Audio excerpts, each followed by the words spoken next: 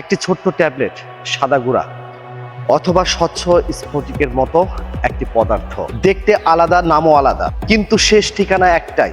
একটি ভেঙে যাওয়া পরিবার, একটি নিভে যাওয়া স্বপ্ন, আর একটি নষ্ট হয়ে যাওয়া জীবন। আজ আমরা জানবো ইয়াবা, হিরোইন এবং আইস কোনটি সবচেয়ে ভয়ঙ্কর, নাকি আসল ভয় লুকিয়ে আছে অন্য কোথাও। অনেকে মনে করেন একটি মাদক অন্যটির চেয়ে কম ক্ষতিকর, কিন্তু চিকিৎসা বিজ্ঞান বলছে প্রতিটি অবৈধ মাদকই মানুষের শরীর, মস্তিষ্ক এবং সামাজিক জীবনের জন্য গুরুতর ঝুঁকি তৈরি করতে পারে। ইয়াবা সাধারণত উত্তেজক ধরনের প্রভাব সৃষ্টি করতে পারে। শুরুতে অনেকের কাছে এটি শক্তি বা জেগে থাকার অনুভূতি দিলেও দীর্ঘমেয়াদে এটি মানসিক ও শারীরিক ক্ষতির ঝুঁকি বাড়াতে পারে। হিরোইন একটি শক্তিশালী অপিওয়েড, এটি দ্রুত নির্ভরতা তৈরি করতে পারে এবং অতিরিক্ত সেবনের ক্ষেত্রে প্রাণঘাতী ঝুঁকিও তৈরি হতে পারে।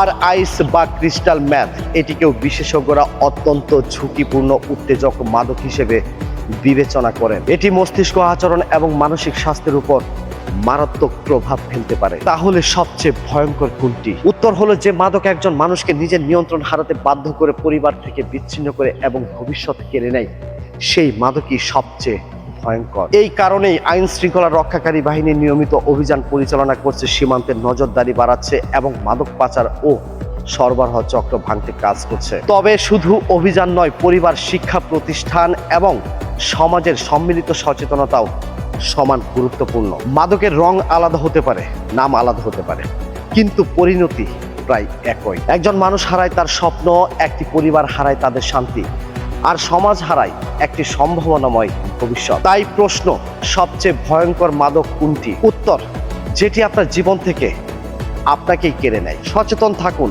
অন্যকে সচেতন করুন এবং মাদকমুক্ত সমাজ গঠনে সবাইকে সঙ্গে নিয়ে এগিয়ে আসুন। আল্লাহ হাফেজ।